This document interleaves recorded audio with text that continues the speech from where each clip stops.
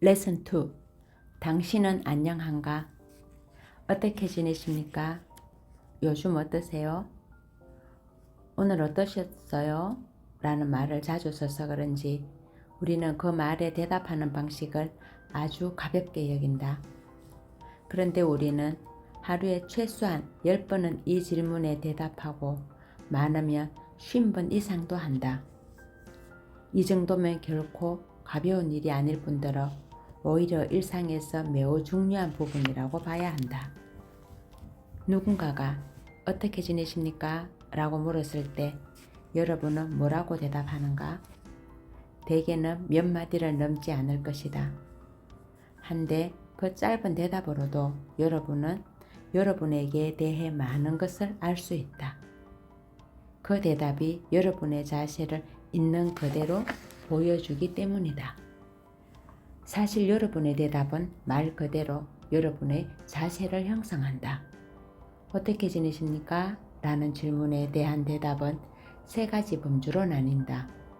그것은 부정적인 것, 평이한 것, 긍정적인 것을 말한다. 그러면 이 세 가지 범주를 자세히 알아보고 어떤 대답이 여기에 해당하는지 살펴보자. 부정적인 대답. 어떻게 지내십니까? 라는 질문에 대한 부정적인 대답에는 주로 이런 표현이 있다. 별로예요. 끔찍해요. 피곤해요. 오늘은 별로 일진이 안 좋군요. 오늘이 금요일인 게 다행이에요. 하루가 조금만 더 길었어도 빈털터리가 됐을 거예요. 묻지 마세요. 누군가가 묻지 마시오라는 대답을 한다면 여러분은 지금 공연히 문제를 만들고 있는 셈이다. 아마도 그는 곧바로 불평을 늘어놓을 것이고 애초에 여러분이 어떻게 지내십니까? 라고 묻지 말 걸 하고 후회하도록 만들기 십상이다. 오늘이 금요일인 게 다행이에요. 라고 대답하는 사람은 어쩌면 인생이 불쌍한 사람인지도 모른다. 이 말을 곰곰이 생각해보라. 일주일 가운데 월요일, 화요일, 수요일, 목요일이 불행한 날이라는 말이 아닌가. 이런 사람에게는 직장에 나가는 닷새 중에서 나흘이 지겨운 날이다. 나머지 하루, 즉 금요일만 그럭저럭 견딜만한 날이다.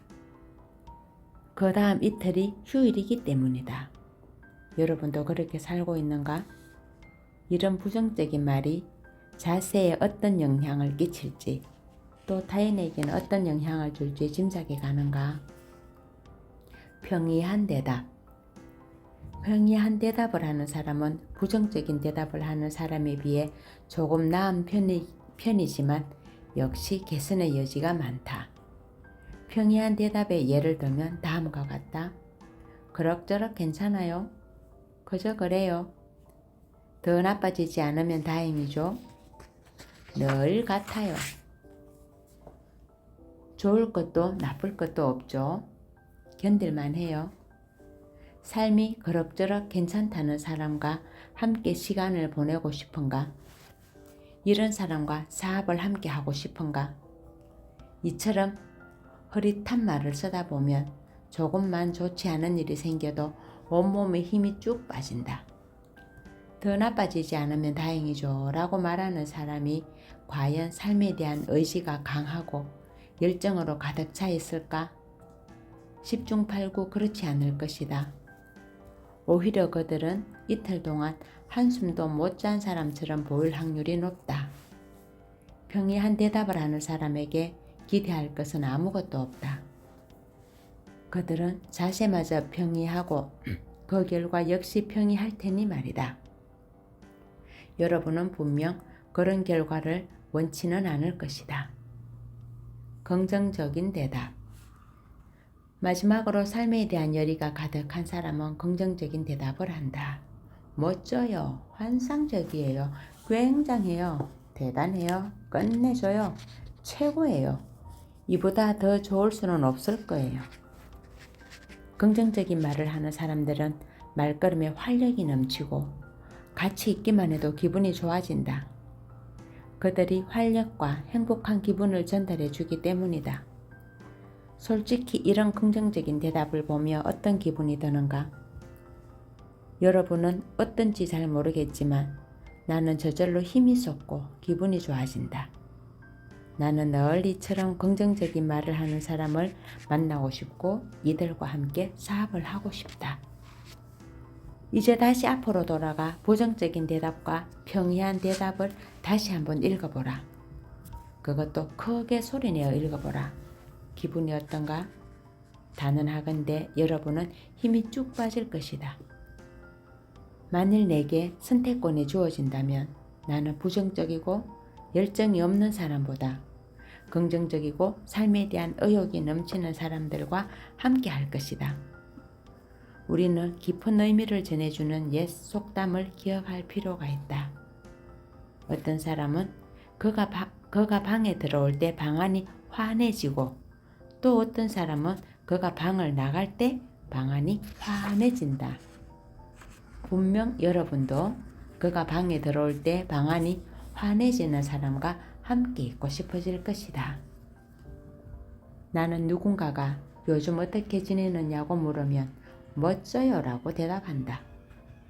그러면 내가 긍정적인 사람인 것을 알릴 수 있고 그 말을 많이 할수록 나 자신도 기분이 좋아지기 때문이다. 긍정적인 사람들과 함께하라. 부정적인 대답, 평이한 대답, 긍정적인 대답에 속하는 전형적인 말을 훑어보면 무슨 생각을 했는가? 여러분은 어떤 말을 가장 자주 쓰는가? 여러분의 친구나 가족은 주로 어떤 말을 사용하는가? 만약 여러분이 부정적이거나 평이한 대답을 자주 한다면 당장 그 대답을 바꿔서 긍정적인 말을 사용하도록 하라. 그 이유는 간단하다. 누구나가 여러분에게 요즘 어떻게 지내느냐고 물었을 때 끔찍해요, 그저 그래요 라고 대답을 할 경우 여러분의 몸까지 나쁜 영향을 받기 때문이다. 여러분은 분명 어깨는 축 처지고 고개를 숙인 채 의기소침한 자세를 보일 것이다. 그렇다면 기분은 어떨까? 끔찍해요 라는 말을 하고 나서 과연 기분이 더 좋아질 수 있을까? 좋아지기는커녕 아마 더 처참한 기분이 들 것이다. 부정적인 생각과 부정적인 말은 부정적인 감정을 낳고 결국 부정적인 결과만 얻게 할 뿐이다. 이러한 상황을 바꾸는 것은 전적으로 여러분에게 달려있다. 실제로 여러분이 처한 상황이 끔찍해요 라는 말을 해도 모자랄 만큼 힘들어도 그처럼 우울한 자세를 취하는 것은 상황을 긍정적으로 바꾸는데 전혀 도움이 되지 않는다. 가령 기대하던 거래가 무산되거나 아이의 학교 성적이 나쁠지라도 말이다. 설상가상으로 부정적이거나 평이한 대답은 다른 사람의 기분까지 가라앉게 만든다. 여러분과 함께 있다가 비관적인 말을 듣거나 공연히 기분을 잡치고 마는 것이다. 새로운 습관을 들여라. 부정적인 말은 결국 부정적인 결과만 초래하는데 왜 굳이 그런 말을 쓰는가? 어쩌면 여러분 자신에게 선택권이 있다는 사실을 인식하지 못해서 그럴지도 모른다. 혹시 오래전에 굳어진 습관, 여러분에게 아무런 도움이 되지 않는 습관을 고집하고 있지 않은가? 여러분이 하는 말은 자기 실현적 예언이나 마찬가지다. 만약 모든 것이 다 끔찍해 라고 말하면 여러분은 그 말이 사실이 되도록 하기 위해 끔찍한 사람이나 환경을 여러분 주위로 끌어모을 것이다. 반대로 인생을 정말 멋져 라고 반복해서 말하면 마음이 여러분을 긍정적인 방향으로 움직이게 한다.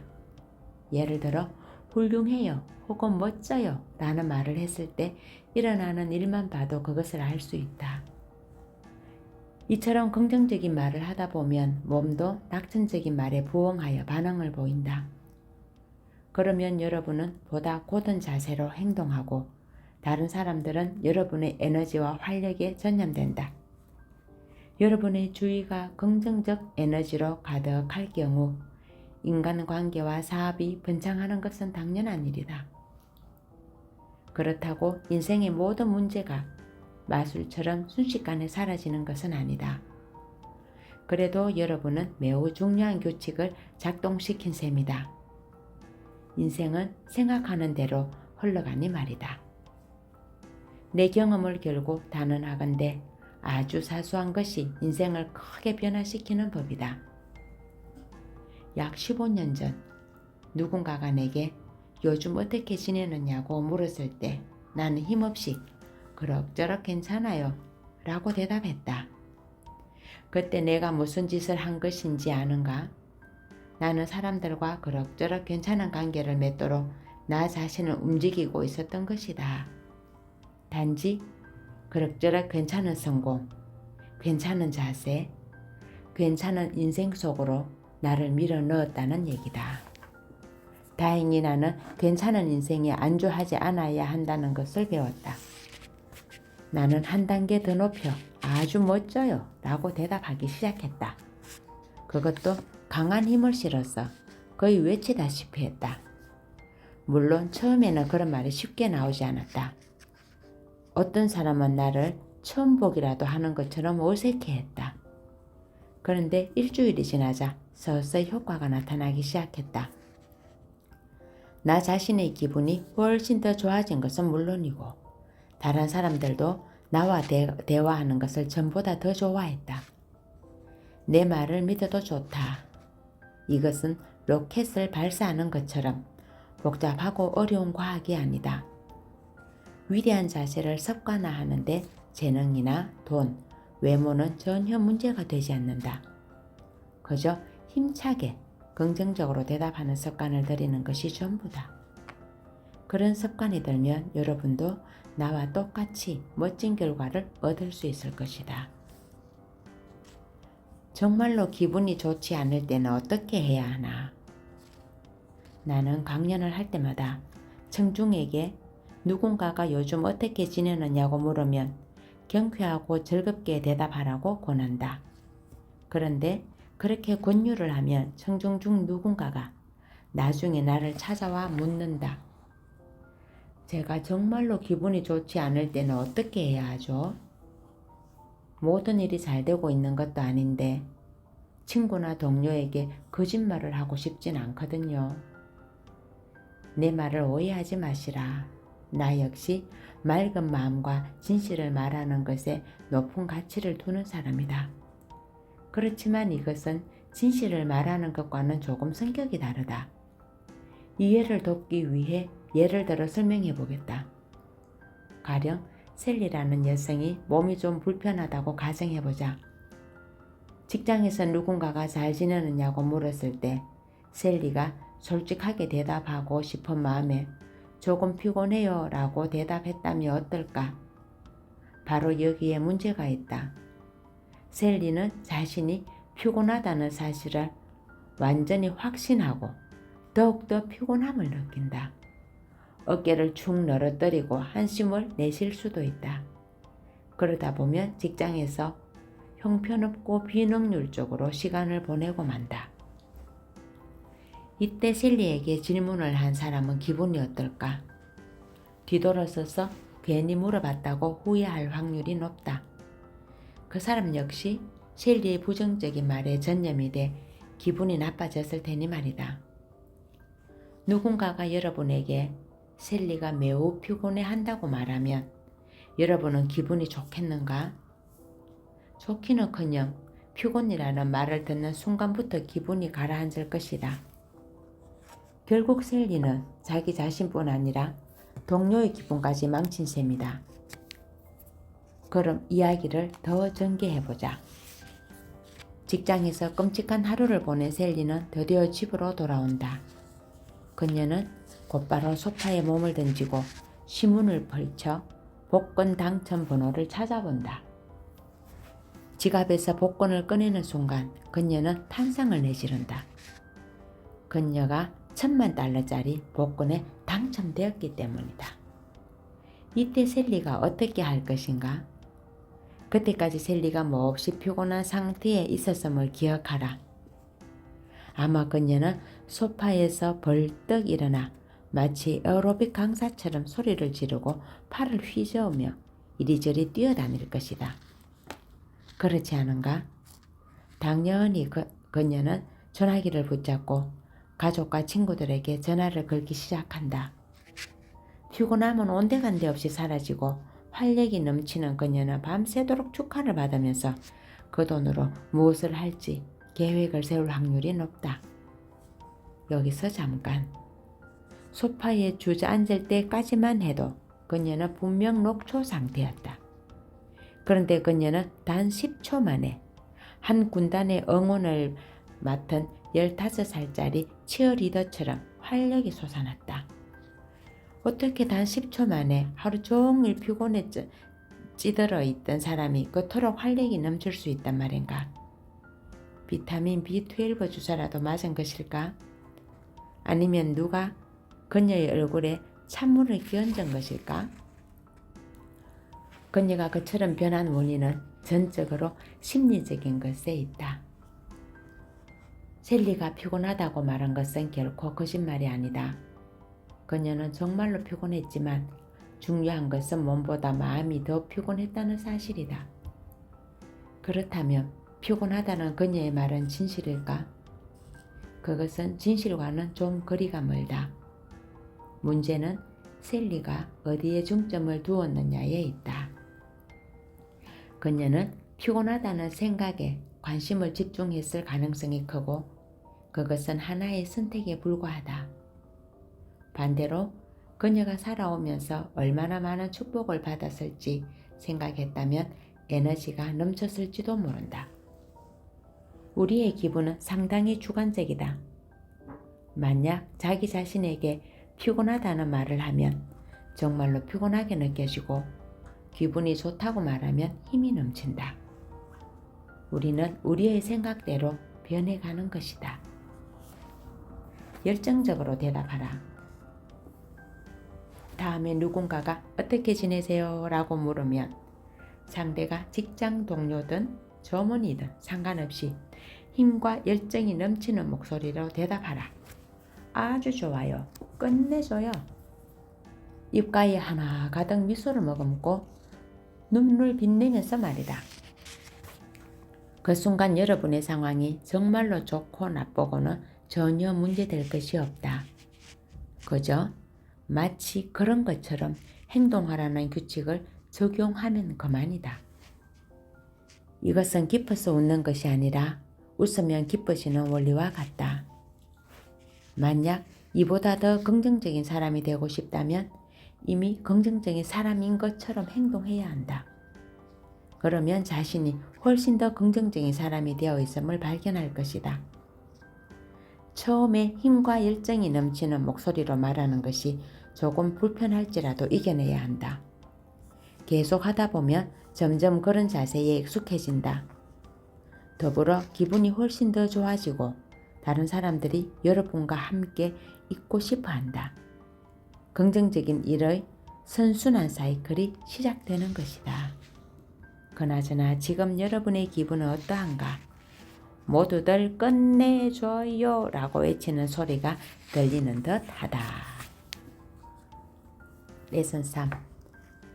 그만 불평을 멈춰라. 걱정은 마치 아기처럼 보살필수록 더 커진다. 누군가가 자신의 고민을 죄다 털어놓으면서 불평을 늘어놓을 때 여러분의 기분은 어떠한가? 아마 기분이 좋거나 즐겁지는 않을 것이다. 세상에 불평, 불만을 늘어놓는 사람과 함께 있고 싶어하는 사람은 아무도 없다. 또 다른 불평가라면 모르겠지만 말이다. 물론 아무런 불평, 불만 없이 살아가는 사람은 없다. 누구나 한 번쯤 아니면 여러 번 불평을 털어놓을 때가 있다. 중요한 것은 얼마나 자주 불평을 늘어놓는가 하는 점이다. 여러분이 너무 자주 불평을 털어놓는 사람인지 아닌지 알고 싶다면 여러분의 친구나 동료들에게 물어보라. 문제에 따른 해결책을 찾기 위해 누군가와 의논하는 것은 불평불만이라 할 수 없으므로 제외해야 한다. 이것은 지극히 건설적이고도 바람직한 일이다. 또한 현재보다 더 나아지기 위해 여러분의 경험을 친구나 가족과 함께 나누는 것도 제외해야 한다. 설령 그것이 실망스럽거나 고통스러운 경험일지라도 말이다. 삶에서 서로 경험을 나누고 지지해 주는 것은 인지상정이다. 고통스러운 경험담을 듣고 싶어 하는 사람은 아무도 없다. 몇 가지 예를 들면 어떤 것은 역효과를 내는 불평인지 쉽게 이해할 수 있을 것이다. 가장 흔한 예는 자신의 질병에 관한 불평이다. 가령 허리가 아파 죽겠어, 머리가 깨질 것 같아 같은 말이 여기에 속한다. 더 큰 문제는 특정한 증상에 대해 이야기할 때 어떤 사람은 지나치게 자세히 설명하는 데 있다. 만약 내가 버스에서 내렸는데 속이 울렁거리고 막 토할 것 같아서 어쩌고 저쩌고 하며 시시콜콜 늘어놓으면 듣는 사람이 어떻겠는가? 직장 동료가 속임에 서까워서 혼났다는 얘기를 하면 그 자리에서 그날 하루가 망가지는 듯한 느낌이 들지 않겠는가? 현실을 제대로 보고 행동하자. 여러분이 어디가 아프다며 구구절절 늘어놓는다고 해서 듣는 사람이 해줄 수 있는 게 뭐가 있겠는가? 그 사람은 의사가 아니다. 몸의 어딘가가 아프면 병원을 찾아가야지 왜 엉뚱한 사람을 붙잡고 시시콜콜 늘어놓는가? 물론 동정을 바라고 그러는 것일 수도 있지만 그렇게 하면 상대방의 기분만 가라앉고 여러분이 아프다는 사실을 더 깊이 확인할 뿐이다. 몸의 어딘가가 아프고 무언가가 불만스럽다는 얘기는 여러분 자신의 기분까지 가라앉게 만들고 주위 사람들이 비상구를 찾게 만들 뿐이다. 더구나 여러분이 어딘가가 아프다는 불평을 늘어놓을 경우 여기에 다음과 같이 상승의 법칙이 작용한다. 일단 여러분이 감기에 걸려 얼마나 아팠는지 친구에게 이야기한다고 해보자. 그러면 친구는 맞장구를 치며 말한다. 그 정도는 약과야. 나는 감기에 걸려서 열이 40도까지 올라갔어. 구급차를 불러서 병원에 실려갔다니까. 정말 죽을 뻔했어. 아니면 다른 누군가에게 허리나 발이 아프다는 얘기를 하고 상대방이 자신의 허리나 발에 대해 이야기하는데 얼마나 시간이 걸리는지 한번 확인해보라. 불평가들은 항상 자신이 여러분보다 훨씬 더 아팠고 고통스러웠다고 털어놓는 게임을 굉장히 좋아한다. 불평한다고 상황이 달라지는가? 사람들이 흔히 하는 불평 중 하나가 날씨에 관한 것이다. 비가 오면 사람들은 정말 재수없는 날이군 하면서 투덜거린다. 그저 하늘에서 물이 좀 떨어지는 것뿐인데 그걸 왜 재수없는 날과 연관짓는가? 사람들이 투덜거리면 나는 말한다. 비가 오네요. 그래도 정말 좋은 날이에요. 비가 오는 날은 재수없는 날이라고 생각하면 여러분은 자신을 부정적인 쪽으로 움직이는 셈이다. 더구나 날씨가 마음에 들지 않는다며 불평을 늘어놓는다고 해서 상황이 변하는 것은 아니다. 자신이 통제할 수 없는 문제나 사는데 그리 중요하지 않은 문제를 놓고 화를 내는 것은 무의미하다. 때론 아주 사소한 문제로 불평을 하는 사람들도 있다. 가령 5분이나 지났는데 종업원이 주문을 받지 않는다며 화를 내는 사람이 많다. 다른 사람의 사무실이 자기 사무실보다 더 넓다고 불평하는 경우도 있다. 살다 보면 생각지도 않던 큰 역경이 우리에게 밀려오기도 하는데 그런 사사로운 일로 수렁에 빠질 시간이 어디 있는가? 별로 좋지 않은 일에 불평을 늘어놓고 투정하면 자기 자신만 더 초라해질 뿐이다. 이런 사람들은 삶에서 정말로 걱정해야 할 일이 생겼을 때 어떤 반응을 보일까? 나는 이것이 몹시 궁금하다. 그에게는 불평할 이유가 충분히 있었다. 얼마 전 나는 일이 계획대로 풀리지 않아 사무실에 앉아 고민하고 있었다. 그것은 그냥 사업을 하다 보면 생기는 문제로 예상한 것보다 결과가 늦어져 나를 힘들게 했다. 솔직히 나는 중얼거리며 불평을 늘어놓고 있었다. 그때 페드로가 내 사무실로 들어왔다. 그는 20대 초반으로 온두라스에서 살다가 6년 전 미국으로 건너와 집과 사무실을 청소하는 일을 하고 있었다. 내가 보기에 긍정적인 자세란 바로 그를 두고 하는 말이었다. 그는 내가 만난 사람 중 가장 긍정적인 사람으로 늘 입가에 미소를 지었으며 활력이 흘러넘쳤다. 태풍 미치가 그의 고향을 휩쓸었다는 것을 알고 있던 나는 그날 그에게 별일 없었느냐고 물었다. 순간 그는 입가에 미소를 거두더니 태풍 때문에 엄청난 피해를 봤다고 말했다. 안타깝게도 수천 명이 사망하고 100만 명 이상이 집을 잃었다는 것이었다. 그의 아버지와 어머니, 형제들이 온두라스에서 살고 있는데 아직 그들의 생사를 알 길이 없다고 했다.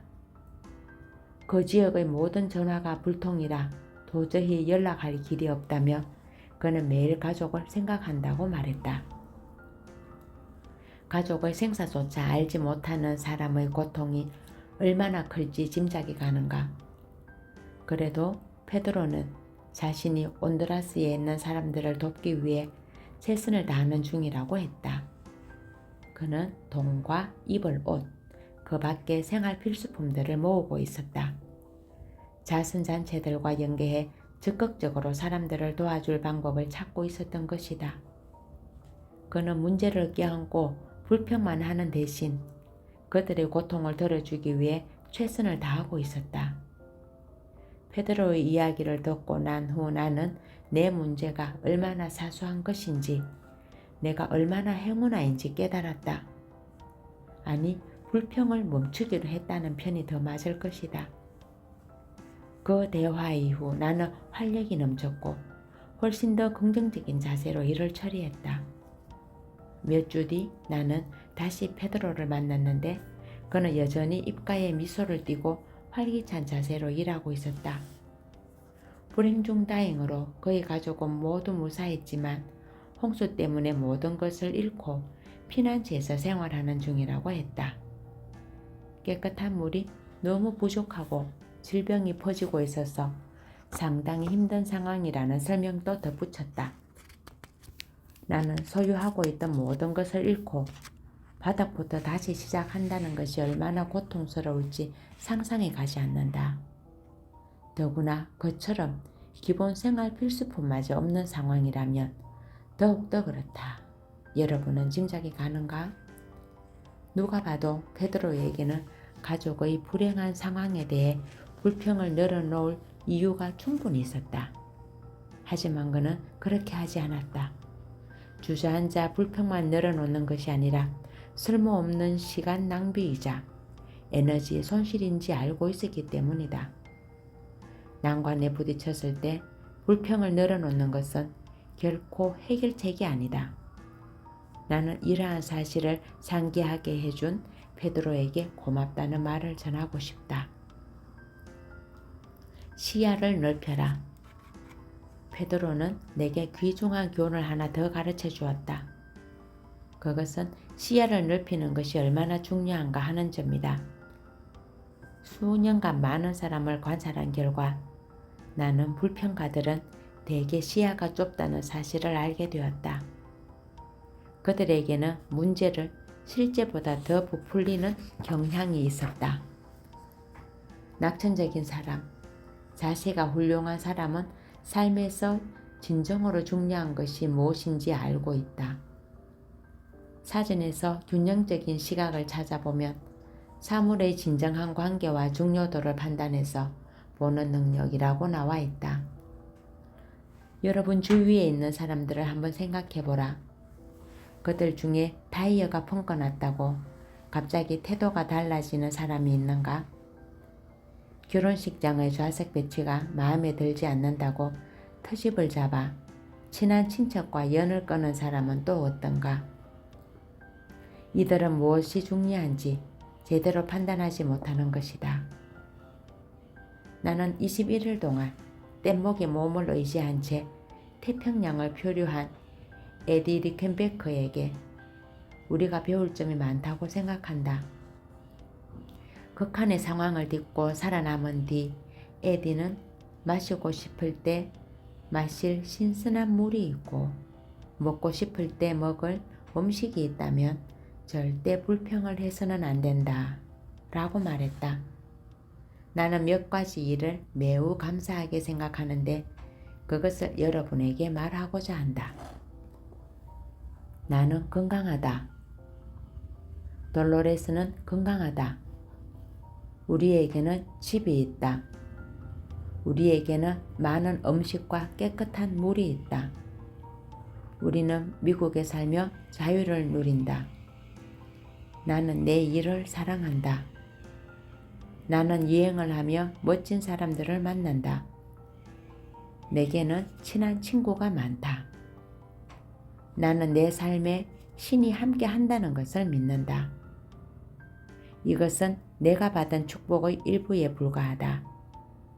그런데 내가 지금까지 어떻게 했는지 아는가? 이토록 많은 축복을 받았으면서도 그것을 당연하게 여겼다. 다행히 나는 그 모든 축복을 다시 생각하게 되었고 그럼으로써 올바른 자세로 제 궤도에 오를 수 있었다. 최근에 무슨 일로 불평을 했는가? 그것은 진정 생사가 걸린 중대한 문제인가? 다음에 또 불평할 일이 생기면 볼펜과 종이를 꺼내놓고 여러분이 감사해야 할 것이 무엇인지 모두 적어보라. 그러면 분명 불평이 사라질 것이다.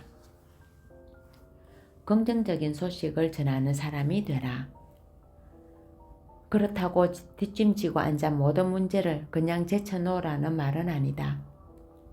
단지 불평을 늘어놓기보다 문제를 해결할 방법이나 문제 자체에 관심과 에너지를 쏟는 편이 더 낫다는 얘기다. 예를 들어 요즘 일이 많아서 몸이 좀 피곤했다고 해보자. 이 경우 사람들에게 여러분의 기분이 얼마나 가라앉아 있는지 말하는 대신 규칙적으로 운동을 하거나 평소보다 일찍 잠자리에 드는 것이 훨씬 더 낫다. 이점에서 지금까지 말한 내용을 되새겨보자. 불평은 여러분에게 3가지 해를 끼친다. 첫째, 여러분이 얼마나 아픈지, 어떤 문제를 겪고 있는지 그 부정적인 얘기를 듣고 싶어하는 사람은 아무도 없다. 둘째, 불평은 고통과 불편함을 더해줄 뿐이지 그 이상이 아니다. 셋째, 불평 그 자체로는 아무것도 달라질 것이 없으며 상황을 개선하기 위해 여러분이 할 수 있는 바람직한 행동마저 가로막는다. 실제로 90%에 해당하는 사람이 여러분의 문제에 관심이 없다. 나머지 10%는 오히려 여러분에게 문제가 발생한 것을 기뻐하는 사람들이다. 다시 한번 진지하게 말하지만 여러분 자신과 타인에게 보다 더 애정을 갖고 대화를 긍정적인 방향으로 이끌어가자. 불평을 늘어놓지 않은 사람, 긍정적으로 말하는 사람과 함께 하는 것은 즐거운 일이다. 그런 사람들과 함께 어울려라. 여러분 역시 긍정적인 말과 행동으로 여러분과 함께하는 모든 사람이 즐거운 시간을 보내도록 만들어라. 감사합니다.